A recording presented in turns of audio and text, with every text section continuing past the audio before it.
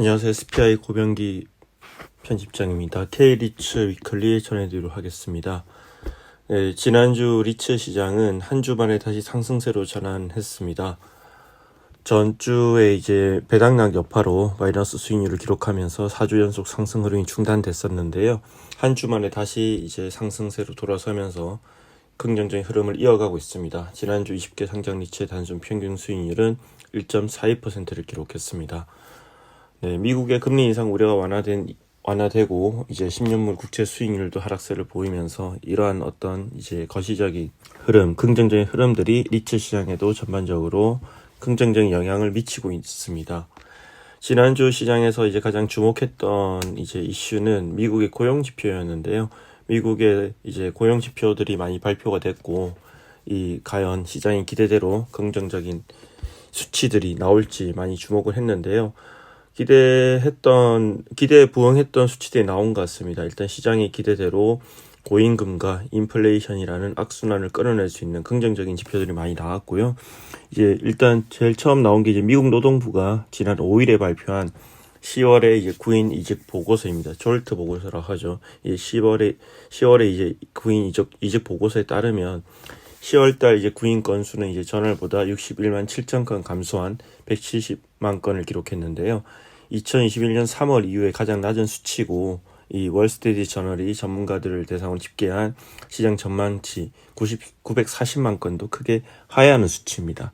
사상 최고치를 기록했던 2022년 3월에 1200만 건과 비교하면은 3분의 2 수준에 그친 수치고요. 이 실제 그래프를 보면 이제 미국의 가열됐던 고용이 조금 진정되고 있다는 점을 확연히 알 수 있습니다. 비농업 부문의 신규 일자리도 이제 점차 감소하고 있는데요. 10월달 이제 비농업 부문 신규 일자리 수는 이제 15만 건을 기록해서 시장 예상치를 하회를 했고요. 또 이어서 6일에 고용정보업체 ADP가 발표한 고용지표도 상당히 이제 긍정적으로 나왔는데요. 이 ADP가 발표한 11월 미국 비농업 신규 일자리 증가는 전달보다 3,000개 줄어든 10만 3천 개로 집계가 됐습니다. 월가 전망치인 13만 개를 이제 밑도는 수치고요. 그래서 이제 8일에는 이제 미국 노동부가 11월 달 이제 비농업 부문 신규 일자리 수를 이렇게 발표를 했는데 전월보다 이제 19만 9천 개 늘어서 이제 10월보다는 증가했지만 이제 다만 8월 달, 9월 달에 22만 개, 29만 개 정도를 기록했던 것과 비교하면 크게 줄어든 수치고 전문가 전망치에 거의 부합하는 수치가 나왔기 때문에 상당히 긍정적으로 해석이 되고 있고요. 실업률은 이제 예상치보다는 낮은 이제 3.7%를 기록했지만 전반적으로 이제 고용 지표에 대해서는 긍정적인 해석이 많이 나오고 있고 이에 따라서 이제 13일로 예정된 이제 미국 연방준비제도 이사회의 FOMC 회의에서도 금리가 동결될 것이라는 전망이 계속 나오고 있습니다. 시장의 벤치마크 역할을 하는 이제 미국 10년물 국채 금리도 하락세가 이제 계속되고 있고요. 네, 그리고 이제 금리와 관련해서는 이제 뭐 이렇게 시장의 우려는 이제 그러니까 고용 지표가 이제 많이 둔화되면서 금리 인상에 대한 시장의 우려는 많이 수그러들었습니다. 다만 이제 금리 인하 시기에 대해서는 의견이 많이 엇갈리는데요. 최근에 이제 미국에서 나오는 얘기들을 보면 뭐 이러면 내년 3월부터 이제 금리 인하가 될 거다 이런 얘기도 나오고 있지만 한편에서는 이런 어떤 섣부른 금리 인하에 대해 경계하는 목소리도 계속 나오고 있습니다. 네. 실제 이제 영국의 파이낸셜 타임스의 설문조사 결과에 따르면 경제학자들은 미국 연준이 적어도 내년 7월까지는 금리 인하를 보류할 것이라고 보고 있고요. 또 설문에 응답한 경제학자 대부분은 이제 금리 인상 구간이 끝났다는 데 동의하지만 내년 3분기 이후에 금리 인하가 시작될 것이라고 이렇게 전망을 하고 있습니다. 이 외에도 이제 많은 이제 경제 전문가들이 섣부른 금리 인하는 힘들다, 경계해야 된다 이런 목소리를 계속 내고 있고요. 그렇기 때문에 이제 금리가 계속 오르지는 않더라도 당분간은 이런 고금리가 계속해서 시장에 영향을 줄 것 같습니다. 앞서 이제 말씀드린 대로 금리 인상 우려가 완화되면서 확실히 리츠 시장에는 긍정적인 영향을 미치고 있습니다. 긍정적인 영향을 미치고 있는 가운데 지난주 같은 경우에는 이제 전체 20개 리츠 중에서 16개 리츠가 상승을 했고 4개 리츠가 하락을 했습니다. 긍정적인 고용 지표 그리고 이제 미국의 10년물 국채 하락 등 이제 수익률 하락 등 전반적으로 이제 리츠 시장에 긍정적인 영향을 미칠 요인들이 많았고요. 가장 크게 오른 리츠는 이제 ESR 캔들스퀘어 리츠입니다. 5.93%로 올랐고요. 이 ESR 캔들스퀘어 리츠 같은 경우는 이제 전주에 배당락 때문에 좀 많이 떨어진 리츠인데 이번 주에는 또, 그러니까 지난주에는 또 많이 올랐습니다. 다만 이제 외국인들의 어떤 매도세는 계속되고 있다는 점을 좀 이제 주목해 볼 필요가 있을 것 같고요. 또 두 번째로 많이 오른 리츠가 이제 이지스 밸류 리츠인데 4.39% 올랐습니다. 그 외에도 롯데 리츠, KB스타 리츠, 마스턴 프리미어 리츠, 신한 알파 리츠 등이 이제 거의 3% 이상, 3% 가까운 상승세를 보이면서 강세를 나타냈습니다. 반면 이제 전주에 4% 이상 상승하면서 가장 큰 폭으로 올랐던 JR 글로벌 리츠 같은 경우에는 한 주 동안 2.42% 내려서 가장 큰 폭으로 하락했고요. 3주 연속 상승 흐름도 중단됐습니다. 또 지난주에 배당락 여파로 8% 가까이 하락하면서 크게 내렸던 NH 프라임 리츠 같은 경우에도 한 주간 1.08% 내리면서 2주 연속 하락세를 기록했습니다. 대체로 이제 보면 지난 11월 달 이제 미국 연준 FOMC 이후로 금리 인상 우려가 완화되면서 이제 전반적으로 리츠 시장에도 훈풍이 불고 있는 건 맞는데요.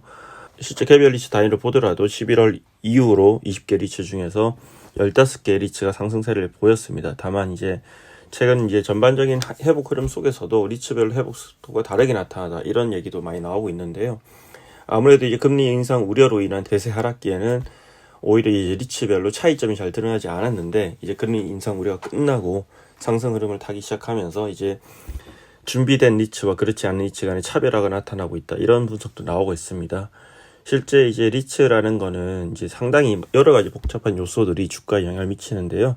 단순히 자산 가치만으로 주가를 판단하기 힘듭니다. 이게 뭐 사모펀드도 아니기 때문에 금융시장의 어떤 이제 변동성이라든지 그리고 사모 부동산 펀드 이상으로 매니저들의 어떤 포트폴리오 운용 역량 이런 게 되게 상당히 중요하고 또 커뮤니케이션도 주주들과의 커뮤니케이션도 중요하기 때문에 분명히 이제 매니저 리스크라는 어떤 또 다른 변수들이 있고요. 이러한 복합적인 함수에 의해서 리츠 주가가 결정되는데 특히 한국과 같이 이제 막 성장하는 시장에서는 매니저 리스크가 더 크게 작용하기 마련이고 실제 최근 리츠들의 주가 흐름에도 어느 정도 이런 흐름이 반영되어 있다는 게 이제 많은 전문가들의 분석입니다.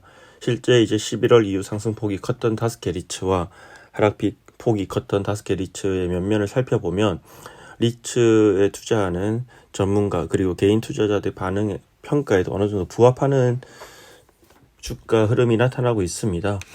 상승폭이 컸던 리츠 중에 이제 ESR 캔들 스퀘어 리츠와 이지스 밸류 리츠가 있는데요. ESR 캔들 스퀘어 리츠 같은 경우는 11월 이후로 17.19% 상승했고 이제 이지스 밸류 리츠도 이제 12% 이상 상승을 했는데 사실 이 두 리츠 같은 경우에는 어떤 뭐 섹터에 대한 전문성 그리고 이제 포트폴리오 운용 역량 그리고 커뮤니케이션 여러 가지 측면에서 볼 때 이 리스크 관리 측면 포함해서 이제 여러 가지 측면으로 볼 때 가장 이제 긍정적인 평가를 받고 있는 리츠라고 할 수 있고요. 주주와의 소통도 잘 하죠.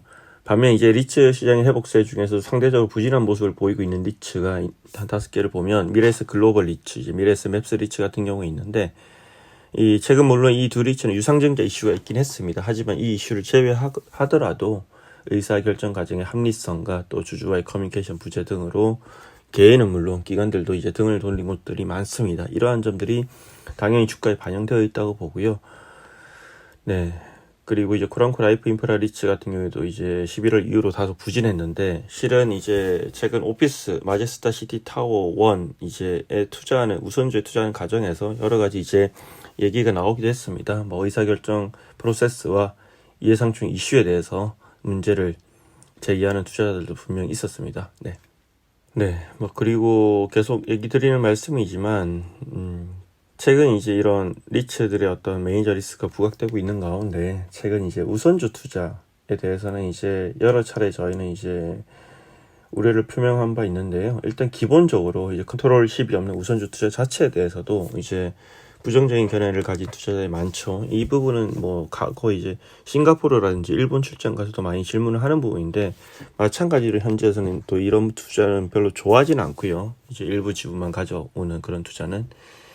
근데 이제 최근에 이제 뭐 한국 상황은 더 우려스러운 이유는 이 실은 이제 최근 뭐 오피스 시장의 거래가 쉽지 않기 때문에 우선주를 두텁게 하고 보통주를 깔고 우선주를 두텁게 해서 우선주의 어떤 배당 수익률을 맞춰주는 형태로 투자자 모집을 시장에서 많이 하고 있고 근데 그런 투자자도 모집하기 쉽지 않다 보니까 상장 리츠들한테 많이 손을 이렇게 벌리고 있는 상황입니다. 근데 이제 상장 리츠라는 거는 이렇게 이제 일을 운용을 하다 보면 이제 여러 이해관계자, 복잡한 이해관계자들 주변에 있기 마련인데요. 뭐 상장 리츠 자체를 사실은 이제 리츠 MC가 단순히 상장 리츠만 운용하는 게 아니라 어떤 이제 사모 리츠, 사모 부동산 펀드도 같이 운용하는 경우가 많기 때문에 이런 경우에 이제 뭐 서로 간의 거래가 일어날 가능성도 있고요. 그 의사결정을 할 때 과연 투자자들을 위한 의사결정이니까 이런 부분에 대한 의문이 제기될 수 있고, 또 상장 리츠 시장이 이제 상장 리츠가 거래를 하기 위해서는 증권사에 대한 의존도가 많이 높은데,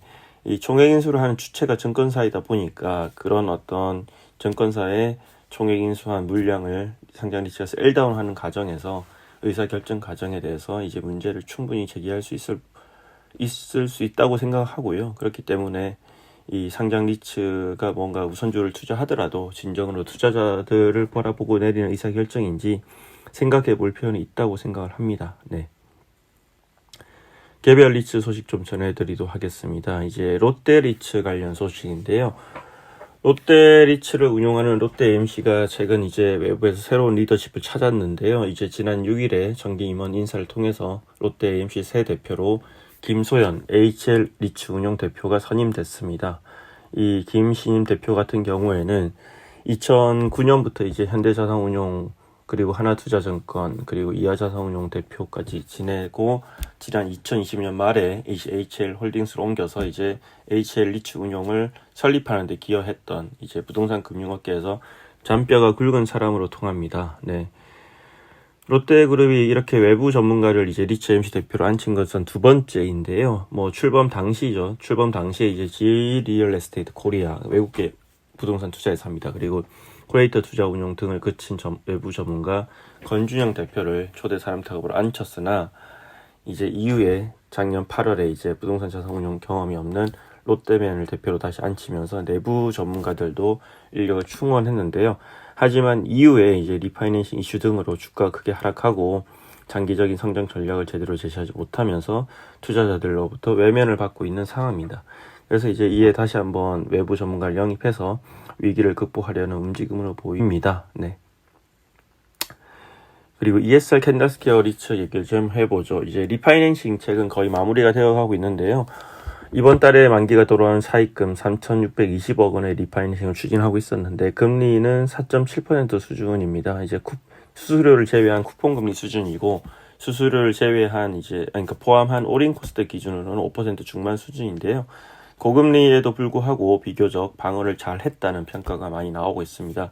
실제 최근에 이제 리파이낸싱을 마무리했던 여의도의 프라임 오피스, 파워코원 같은 경우에도 올인 코스트 기준으로 선순위 금리가 5.5%에 달합니다. 네, ES 캔달스퀘어 리츠가 이처럼 리파이낸싱을 잘 마무리할 수 있었던 것은 이제 그간의 이제 물류센터 투자 시장에 쌓은 신뢰가 큰 영향을 미친 것으로 풀이되고 있고요. 뭐 실제 이제 담보 가치도 상장 당시에 비해서 많이 상승을 했고 또 이 전체 이제 올해 임대차 재계약 만료된 것들 재계약을 하면서 이제 약 20% 정도가 전체 임대 면적의 20% 정도가 임대 계약이 만료가 됐는데 기존 대비 약 20% 가깝게 임대료가 상승하기도 했습니다.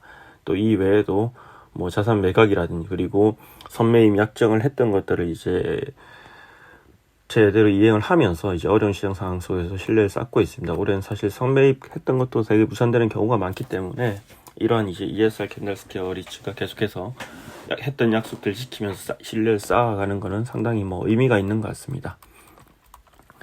마지막으로 이제 D&D 플랫폼 리츠 얘기 잠깐 해보겠습니다. D&D 플랫폼 리츠 지난주에 한번 이렇게 운용력들과 만나서 이제 얘기를 나눴는데 최근 홈페이지 개편을 했다고 하더라고요. 그래서 지난주 이제 12월 첫 주에 했고 저도 한번 홈페이지 들어가 보니까 실제로 이제 많이 변했습니다. 이제 보니까 뭐 상당히 이제 깔끔해졌고요. 뭐 사실 그동안 이제 홈페이지가 이렇게 막 닫혀 있으면서 주주들한테 불만도 많았는데 어쨌든 좀 더 소통을 하기 위한 노력의 일환으로 홈페이지를 개편을 했고 뭐 전반적인 이제 포트폴리오 데이터 내용도 제공하고 또 재무 현황과 배당 일정, 배당락 같은 것들도 한눈에 보기 쉽도록 정리했고 이제 나브라든지 FFO 같은 리츠 투자 시 참고를 할 수 있는 중요한 변수들도 많이 이렇게 개선을 했습니다. 그래서 이제 대체로 이제 뭐 이 관련해서 저도 이제 기관들과도 얘기를 해봤는데 긍정적인 변화로 바라보고 있고요. 그리고 물론 이제 뭐 아직도 여전히 부족한 점도 있겠지만 계속해서 변화를 위한 노력을 좀 많이 하고 있습니다. 참고로 이제 이번에 개편된 홈페이지를 보니까 여기 이제 나브라든지 FF 같은 자료는 이제 SPI 저희 자료를 인용을 했고요. 최근에 뭐 어쨌든 저희도 데이터를 계속 업데이트하고 많이 이렇게 보기 좋게 보여드리려고 노력하다 보니까 여기뿐만 아니라 IR 자료에서도 이제 SPI 자료가 많이 쓰이고 있고요. 참고해 주시면 좋을 것 같습니다. 네, 그리고 이제 D&D 플랫폼 리츠의 최대 현안 중에 하나는 지금 이제 일본 아마존 물류센터 자산 지분 매각과 그리고 명동 N빌딩 매입입니다. 이제 일본 물류센터 같은 경우에는 재간접 형태로 투자한 경우이기 때문에 이제 펀드를 운용하는 이지스 자산 운용가와의 어떤 소통도 분명히 필요한 부분인데요. 어쨌든 이 자산을 매각하는 것은 너무나 중요한 이벤트이고 또 이를 통해서 리파이낸싱이나 신규 자산 매입에도 활용할 계획이기 때문에 어떻게 될지 좀 지켜볼 필요가 있어 보입니다. 그리고 명동 N빌딩 같은 경우에는 이제 반드시 이제 매입을 해야 되는 자산이 됐는데요. 이제 올해 상반기에 이제 강남 스케일 타워 인수를 하겠다고 했다가 이게 이제 무산되면서 투자자들이 큰 실망을 했고 이에 따른 후폭풍이 크게 있었기 때문에 D&D 플랫폼 리츠 입장에서는 투자자 약속을 지키기 위해서라도 반드시 이제 인수를 해야만 하는 자산이 명동 N빌딩이고요. 실제로 이제 인수 의지를 나타내기 위해서 이제 명동 N빌딩의 그 5개 광고에 계속해서 D&D 플랫폼 리츠를 내보내고 있기도 하죠. 다만 이제 현재 시장 가격으로 한다고 치면 이제 배당에 또 부정적 영향을 줄 수 있기 때문에 인수 구조에 대해 상당히 고민을 많이 하고 있었고요. 그리고 뭐 이러한 점들은 이제 올해 안에는 좀 뭔가 구체적인 윤곽이 나오기 힘들고 내년 초에 좀 더 이제 구체적인 윤곽이 나올 것으로 예상이 됩니다. 이상입니다.